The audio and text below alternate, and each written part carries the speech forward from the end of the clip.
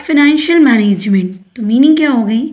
Financial management refers to the efficient and effective management of money, means funds, in such a manner as to accomplish the objective of the organization. तो financial management क्या हो गया? अब नाम ही suggest कर रहा है manage करना है, किसको? फाइनेंस को मैनेज करना है। ओके, तो जो भी फंड्स होते हैं, जो भी मनी है या जो भी फंड्स है, उनको इस तरीके से मैनेज किया जाए, इस तरीके से हैंडल किया जाए एफिशिएंटली और इफेक्टिवली कि ऑर्गेनाइजेशन का जो भी ऑब्जेक्टिव हो वो अकम्प्लिश हो सके। That is financial management. Okay, it is mainly concern with the proper management of funds. Obvious सी बात है, यहाँ फाइनेंशियल मैनेजमेंट नेम ही बता रहा है कि फंड्स की मैनेजमेंट करना।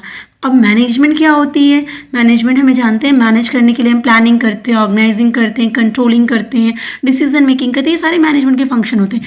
इसका मतलब कि फंड को मैनेज करने के लिए हमें ये सारा प्रोसीजर अप्लाई करना पड़ेगा। Let's see, it can be broadly defined as the activity concerned with the planning, raising, controlling and administrating of funds by a business. Means business में जो भी फंड लगने वाला है उसको बहुत अच्छे से प्लान करना, कैसे कैसे रेज करना है, कहाँ से फंडिंग लानी है, उन फंडिंग को कैसे कंट्रोल करना है, एडमिनिस्टर कैसे करना है, मैनेज कैसे करना है, इन सभी चीज़ों को हम क्या कहते हैं?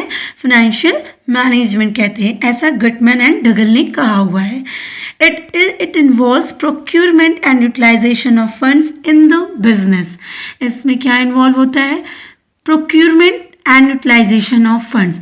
फंड्स को प्रोक्यूर करना, एक्वायर करना, कहाँ से फंड आएगा, एंड यूटिलाइज करना, जो पैसा लाया उसको कहाँ यूटिलाइज करें, किस तरीके से इफेक्टिवली हम यूटिलाइज करें कि जो हमारे ऑर्गेनाइजेशन का ऑब्जेक्टिव है वो अचीव हो जाए।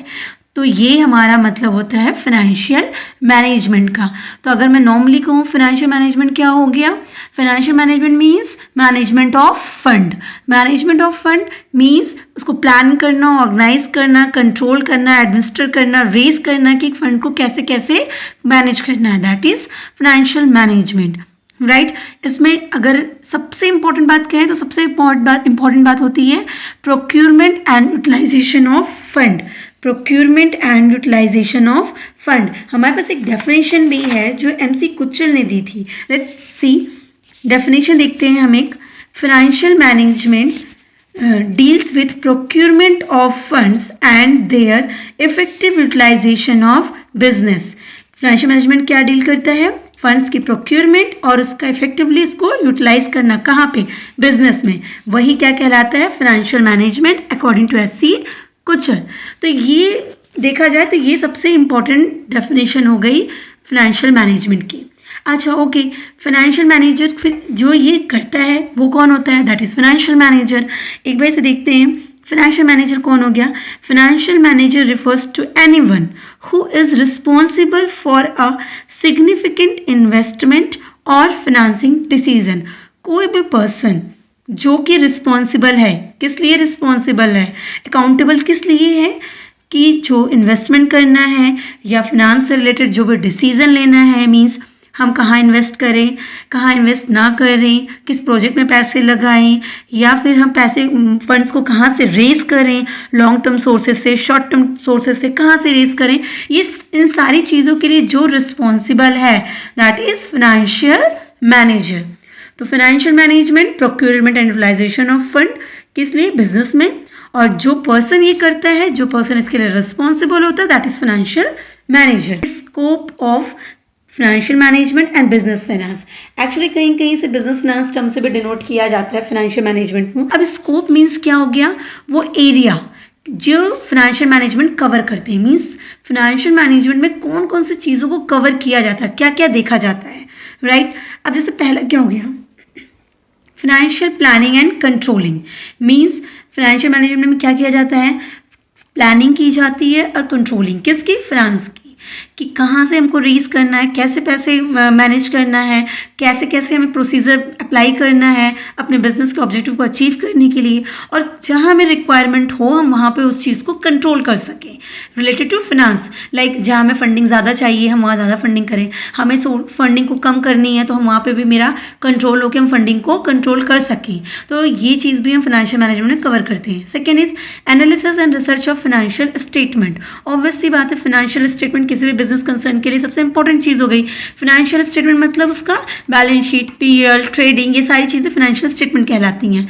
तो उनकी एनालिसिस करना, उस पर रिसर्च करना, ये भी हमारे फाइनेंशियल मैनेजमेंट के स्कोप पे आता है कि हमारे में कैपिटल कितनी दिख रही है, रिजर्व क्या दिख रहा है, एसेट्स कैसे दिख रहे हैं, उनको ज़्यादा करना है तो किस तरीके से किया जाएगा, या कम करना है तो कैसे किया जाएगा, कैपिटल में हमारा डेब्ट का पोर्शन क्या है, इक्विटी, जो कुछ भी है वो सारा एनालिसिस एंड रिसर्च भी हम इसी फाइनेंशियल मैनेजमेंट के स्कोप में देखते हैं।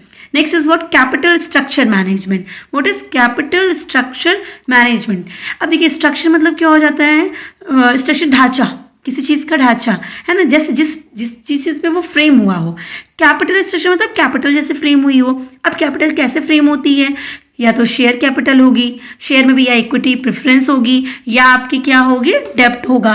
तो कैपिटल स्ट्रक्चर में हम डील करते हैं कि क्या प्रोपोर्शन हम डेब्ट का रखें, क्या प्रोपोर्शन हम इक्विटी का रखें, इक्विटी में भी हम कितना प्रोपोर्शन प्रेफरेंस का रखें, कितना नॉर्मल इक्विटी का रखें, हम रिटेन अर्निंग का पैसा कैपिटल में रखें या नहीं रखें। मतलब ये पूरा स्ट्रक्चर जो है, ये कैपिटल हमारी कैसे डिसाइड होगी, हमारे फाइनेंशियल स्टेटमेंट में जो कैपिटल दिख रही है वो उसमें किन किन चीज़ का प्रोपोर्शन होगा, डेब्ट का कितना होगा, इक्विटी का कितना होगा, ये सब बातें हम इसी कैपिटल स्ट्रक्चर मैनेजमेंट में पढ़ते हैं, और ये भी फाइनेंशियल मैनेजमेंट का स्कोप हो जाता है।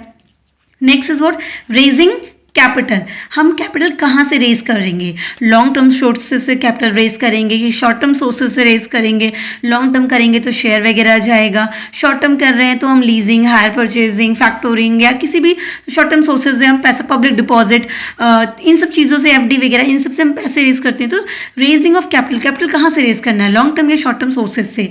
इन्वेस्टिंग कैपिटल, हम जो पैसे रेज कर रहे हैं वो क्या, उसे हम कहाँ इन्वेस्ट करेंगे, मीन्स हम लाइक बिजनेस है तो बिजनेस में प्रोजेक्ट्स ले रहे होंगे, तो हम यहाँ पे क्या देखते हैं कि हमें अपनी कौन सी प्रोजेक्ट जो है हमारे लिए ज़्यादा रिटर्न दे रही है। हम सारे प्रोजेक्ट का एनालिसिस करते हैं तो हम डिसाइड कर पाते हैं कि हाँ, हमें कैपिटल लॉन्ग टर्म में इन्वेस्ट करनी है या कैपिटल शॉर्ट टर्म पर्पज़ के लिए इन्वेस्ट करनी है, हमें वर्किंग कैपिटल के लिए काम करना है या हमें फिक्स कैपिटल के लिए इन्वेस्टमेंट करनी है। तो ये डिसीजन भी आपके फाइनेंशियल मैनेजमेंट के स्कोप में आ जाता है। Then is what, managing and monitoring finances and risk. Obvious सी बात है, फाइनेंशियल मैनेजमेंट में हम सिर्फ कैपिटल स्ट्रक्चर, उस कैपिटल को रेज करना, इन्वेस्ट करना, फाइनेंशियल स्टेटमेंट की एनालिसिस करना और प्लानिंग ही नहीं करेंगे, बल्कि बिजनेस में जो भी रिस्क है फाइनेंस से रिलेटेड, हम उस रिस्क को भी यहाँ पे देखते हैं। अब जैसे risk in the sense systematic, unsystematic, दोनों तरीके के रिस्क हो सकते हैं।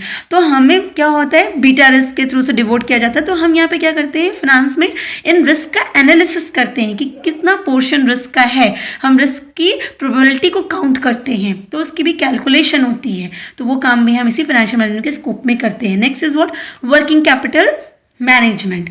आपको पता है कि हर बिजनेस में एक्चुअली दो तरीके से कैपिटल होती है, एक फिक्स कैपिटल होती है, दूसरी वर्किंग कैपिटल होती है। वर्किंग कैपिटल मीन्स कौन सी कैपिटल, जो डे टू डे बिजनेस को चलाने के लिए जरूरत पड़ती है, डे टू डे बिजनेस की रनिंग में जो कैपिटल नीडेड होती है, दैट इज वर्किंग कैपिटल। तो कितनी वर्किंग कैपिटल की रिक्वायरमेंट है, कितना फंड इसमें लगाना है, ये सारी मैनेजमेंट भी इसी के स्कोप में आ जाती हैं। देन डिविडेंड मैनेजमेंट, फंडिंग है, फिनांस है, तो पैसे आ रहे हैं तो पैसे जाएंगे भी, तो हमें अपने शेयर होल्डर्स को डिविडेंड भी देना पड़ता है।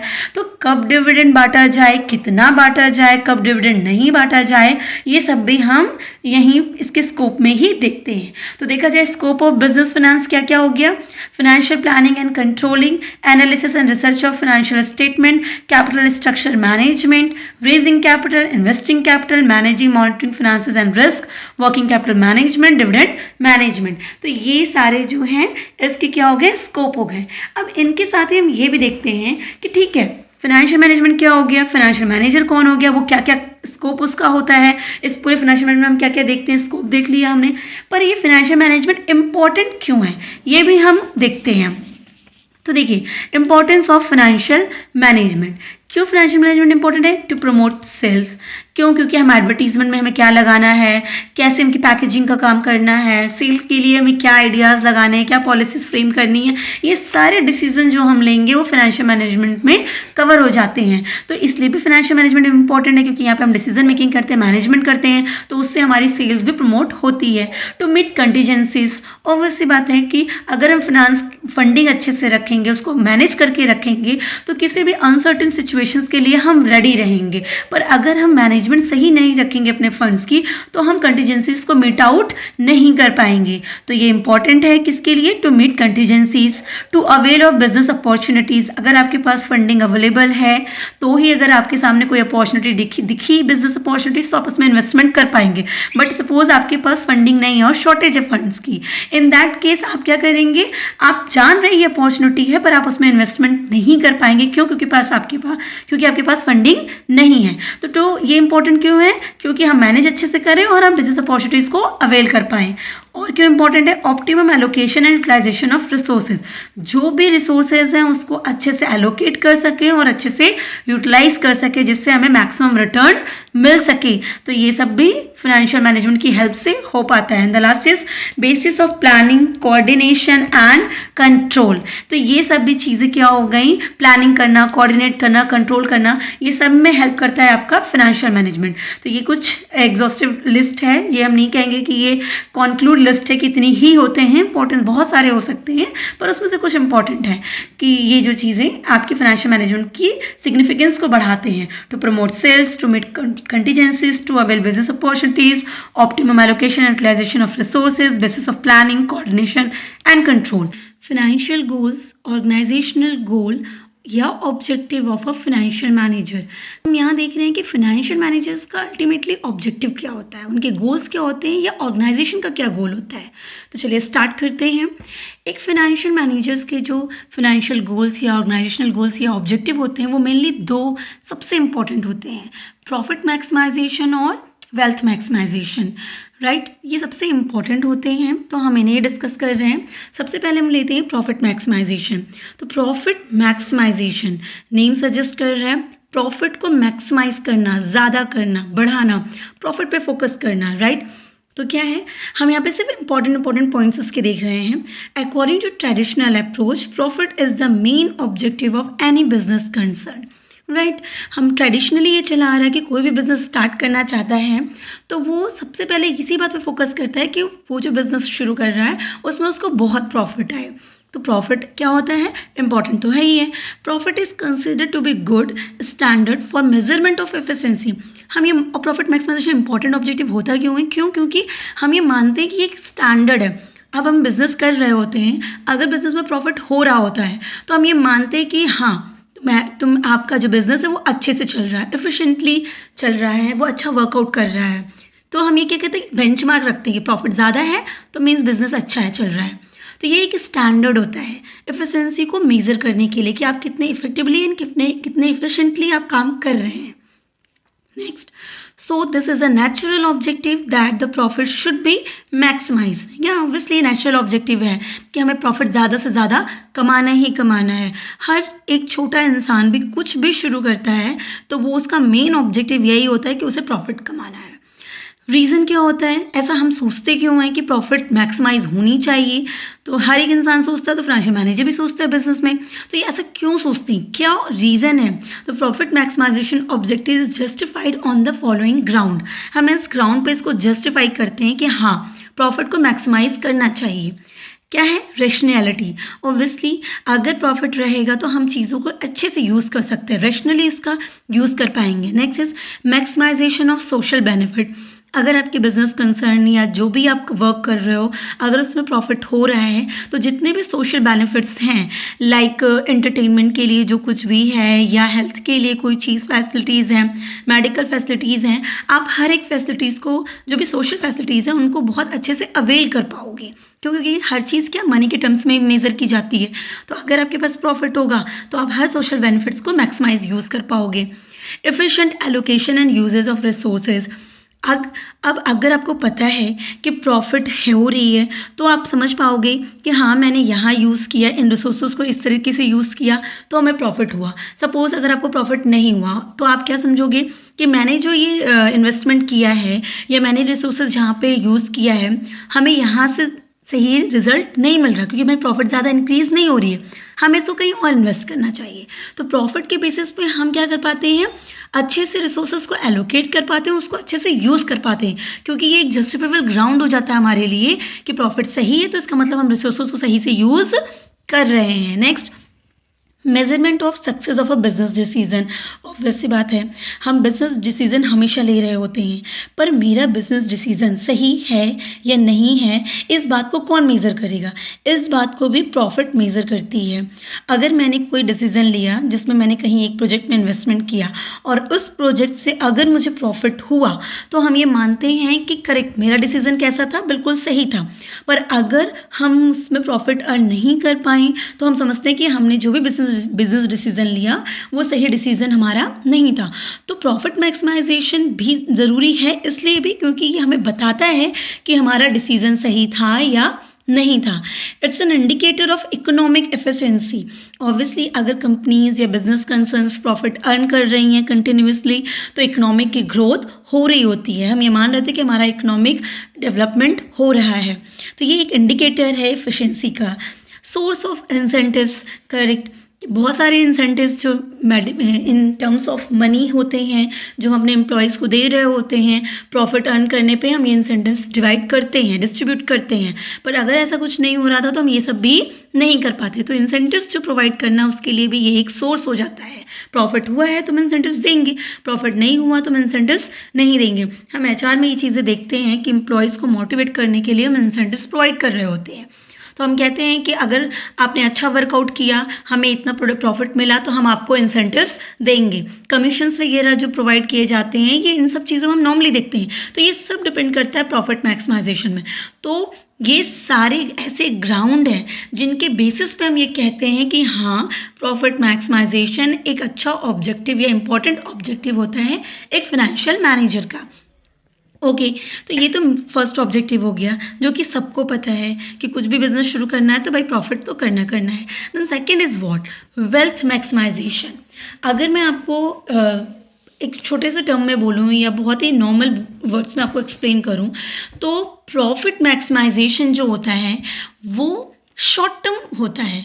क्यों? क्योंकि इस साल आपको प्रॉफिट हुआ तो आपने क्या कहा कि हाँ भाई हमारा बिजनेस सही चला, तो ये कैसा है, ये शॉर्ट टर्म आपको दिखाता है। पर वेल्थ मैक्सिमाइजेशन शॉर्ट टर्म नहीं होता, ये एक लॉन्ग टर्म ऑब्जेक्टिव होता है। प्रॉफिट मैक्सिमाइजेशन एक शॉर्ट टर्म ऑब्जेक्टिव है जबकि वेल्थ मैक्सिमाइजेशन एक लॉन्ग टर्म ऑब्जेक्टिव है। तो अगर बीइंग अ फाइनेंशियल मैनेजर मैं आपसे ये पूछूं कि एक फाइनेंशियल मैनेजर्स के मेन ऑब्जेक्टिव क्या होते हैं या उसको प्रॉफिट मैक्सिमाइजेशन पे ज़्यादा फोकस करना चाहिए या वेल्थ मैक्सिमाइजेशन पे ज़्यादा फोकस करना चाहिए, तो बट ऑब्वियस है कि उसको वेल्थ मैक्सिमाइजेशन पे ज़्यादा फोकस करना चाहिए क्योंकि वेल्थ लॉन्ग टर्म ऑब्जेक्टिव होता है। हमें ज़्यादा से ज़्यादा, अब पहले ये देखते हैं कि वेल्थ होता क्या है, देन हम आप इस चीज़ को बहुत अच्छे से क्लियर कर पाओगे। It is also called value maximisation objective. Wealth को हम वैल्यू मैक्सिमाइजेशन ऑब्जेक्टिव भी कहते हैं। Objective of financial management is to increase the wealth of the firm. अब देखिए वेल्थ मैक्सिमाइजेशन, वैल्यू मैक्सिमाइजेशन, ये जो टर्म्स हैं वो एग्जैक्टली मीन क्या कर रहे हैं, क्या मतलब है इनका। तो वेल्थ मैक्सिमाइजेशन मतलब हो गई कि जो फर्म की वैल्यू है, फर्म की वैल्यू मतलब मार्केट कैपिटलाइजेशन, मार्केट में उसकी वैल्यू। अगर एक कंपनी है जिसकी शेयर्स कोटेड हैं, मार्केट में कोटेड हैं, मीन्स कि शेयर इशूड हैं जो मार्केट में कोट किए जाते हैं, स्टॉक मार्केट में रजिस्टर या उनकी प्राइसेस फिक्स की जाती हैं। इन दैट केस अगर आपकी मार्केट में शेयर प्राइसेस ज़्यादा हैं तो हम ये मानेंगे कि आपके फर्म की वेल्थ क्या है, अच्छी है। जस्ट एन एग्जाम्पल, हम एक शेयर के बेसिस पे एग्जाम्पल ले रहे हैं कि अगर आपके मार्केट में शेयर कोट किए जा रहे हैं और शेयर प्राइसेस हाई हैं तो हम मानेंगे कि आपकी वैल्यू क्या है, फर्म की अच्छी है, वेल्थ कैसी है, फर्म की अच्छी है, राइट। तो द वर्ड वेल्थ और value signifies the worth of the owners of the business, that is market price of shares, market capitalization।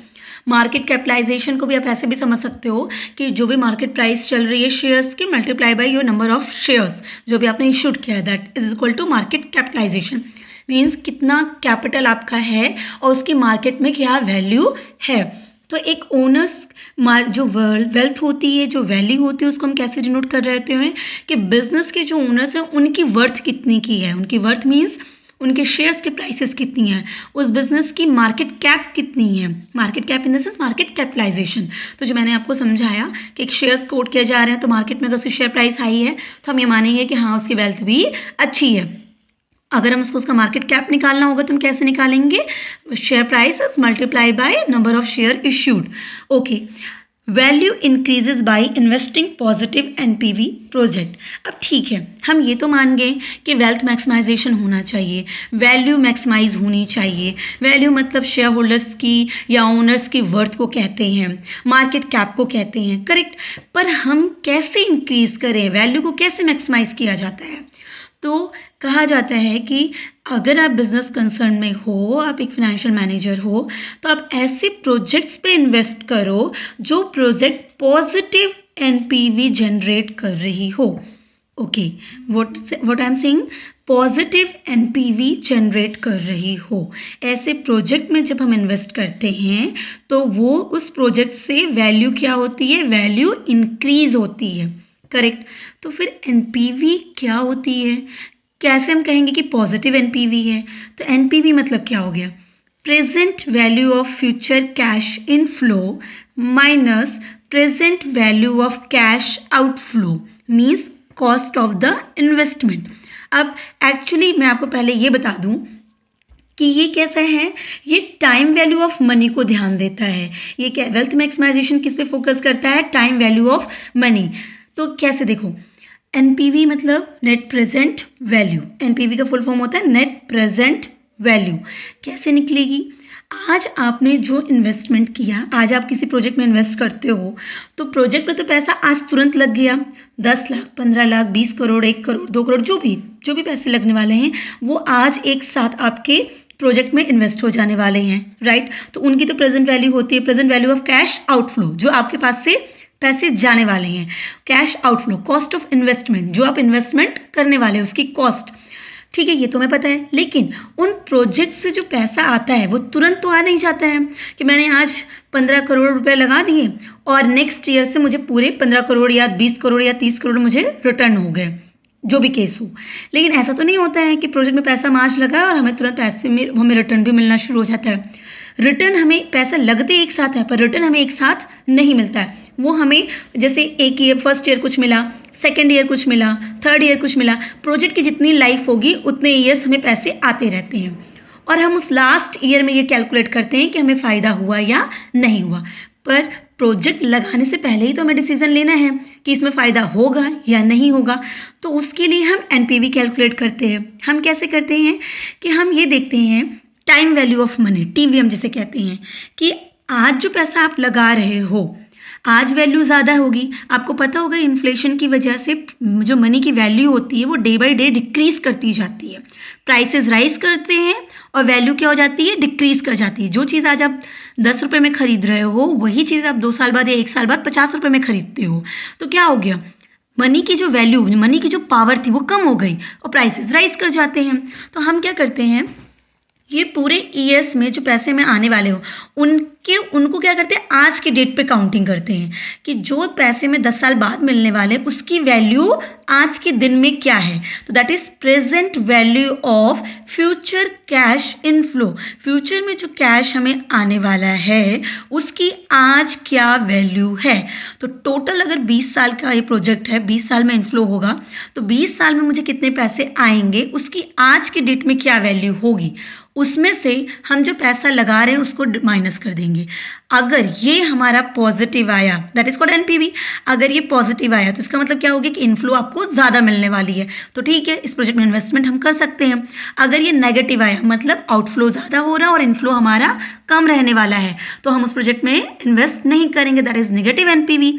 Right. तो इन दैट केस हमें क्या करना है, हमें ऐसे प्रोजेक्ट में इन्वेस्ट करना है जिसमें हमें क्या मिलने वाला हो, पॉजिटिव एनपीवी जनरेट होने वाली हो। मतलब फ्यूचर में जो भी कैश इनफ्लो हमें आने वाला है उसकी आज की वैल्यू क्या हो, ज़्यादा हो। किससे ज़्यादा हो, जो हम आज इन्वेस्ट कर रहे हैं उससे ज़्यादा हो। ओके तो क्या हो जाएगा, वैल्यू मैक्सिमाइज होगी। वैल्यू मैक्सिमाइज हो जाएगी मतलब वर्थ मैक्सिमाइज होगी। वर्थ मैक्सिमाइज होगी मतलब कंपनी की शेयर कैपिटलाइजेशन, मार्केट कैपिटलाइजेशन बढ़ेगी, कंपनीज की वर्थ इंक्रीज होगी। Correct. So the objective of financial manager is to increase the wealth of the firm and to maximize the wealth of business operation should be conducted in such a way as to ensure maximum net present value, that is NPV, of shareholders. तो financial managers का सबसे important objective होता है कि वो इस तरीके से प्रोजेक्ट में इन्वेस्टमेंट करें जिससे कि पॉजिटिव एनपीवी जनरेट हो, शेयर होल्डर्स की वैल्यू, शेयर होल्डर्स की वर्थ इंक्रीज हो और आपके फर्म की वेल्थ इंक्रीज हो। Correct. This theory is based on time value of money, मतलब मनी के टाइम के अकॉर्डिंग क्या वैल्यू चेंज होती है, इसी पे ये थ्योरी आपकी बेस्ड है। जैसे मैंने बताया कि 1 2 3 4 बहुत सारे ईयर्स में मिलना है तो उसकी वैल्यू हम आज काउंट करते हैं, जो 10 साल बाद के पैसे मिलने वाले उसकी वैल्यू आज क्या है ये हम काउंटिंग करते हैं, that is time value of money. एक और एग्जाम्पल अगर मैं आपको दिखा दूँ कि मान लीजिए कि आप कोई एफडी में इन्वेस्ट कर रहे हो, आज आपने एफडी में 1 लाख रुपए लगाए और आपको 2 साल बाद वो क्या दे रहे हैं, 1,10,000 रुपये दे रहे हैं, मान लो 10%, 10,000 रुपये दे रहे हैं। तो ये 10,000 रुपये उन्होंने कुछ नहीं दिया, क्यों? क्योंकि आज जो आप 1 लाख में खरीद लेते हैं वही आप 1 साल या 2 साल बाद 1,10,000 में खरीदोगे, इट्स जस्ट इक्वल। तो आपको क्या होगा, इवेलुएट करना पड़ता है कि एग्जैक्टली आपको फायदा हो रहा है या नहीं फायदा हो रहा, टाइम चेंज होता है, it's all about inflation, time value of money. Okay, this theory got universal acceptance, सभी इसको मानते हैं because it watches interest of all section of a society. Society के हर सेक्शन, चाहे वो इन्वेस्टर हो, लेंडर्स हो, बोरोवर्स हो, जो भी हो, हर सभी के इंटरेस्ट की बात कर रहा होता है, सभी के हित को ध्यान में देते हैं।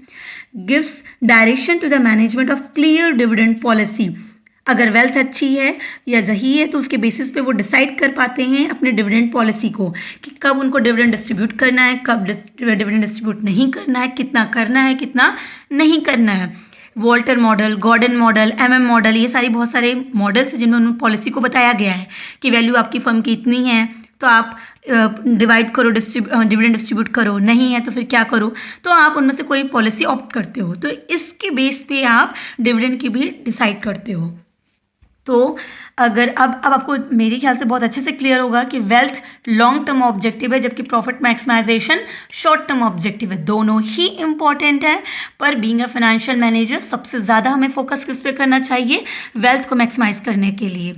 अगर आप सोचो कि एक कंपनी है, अब आप मेरे से बोलोगे कि प्रॉफिट मैक्सिमाइजेशन भी वही बात हो गई, वेल्थ भी वही हुई, प्रॉफिट अर्न करेंगे तो वेल्थ तो मैक्सिमाइज होगी, पर आप डिसीजन इसके बेसिस पे नहीं ले सकते हो। पूछो कैसे, कि जैसे एक कंपनी है, मान लो कि एक कंपनी ए है और एक कंपनी बी है, राइट। कंपनी ए की भी प्रॉफिट कितनी की हो गई, 50 लाख की प्रॉफिट हो गई, और कंपनी बी की भी प्रॉफिट 50 लाख की हो गई। अब आप एक इन्वेस्टमेंट कंपनी है, कौन है, इन्वेस्टमेंट कंपनी। अब आप मुझे ये बताओ कि आप किसको इन्वेस्ट करोगे, राइट। दोनों की, अगर आप प्रॉफिट को फोकस कर रहे हो तो दोनों के ही जो हैं 50-50 लाख के प्रॉफिट है। अब ए में इन्वेस्ट करो या बी में इन्वेस्ट करो, तो प्रॉफिट को बेसिस बना के हम इन्वेस्टमेंट नहीं कर सकते हैं।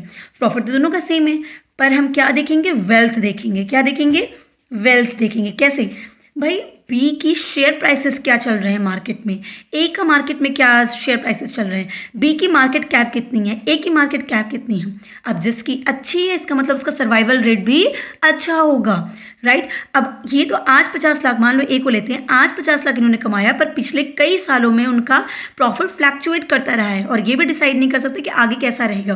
पर बी का क्या है, कॉन्स्टेंट प्रॉफिट चल रहा है, उसकी मार्केट कैप बढ़ती जा रही है, उसके अच्छे इन्वेस्टमेंट हैं, तो बट ऑब्वियस है कि आप बी में इन्वेस्टमेंट करने की सोचोगे। तो प्रॉफिट के बेसिस पे हम डिसीजन कभी नहीं ले सकते हैं।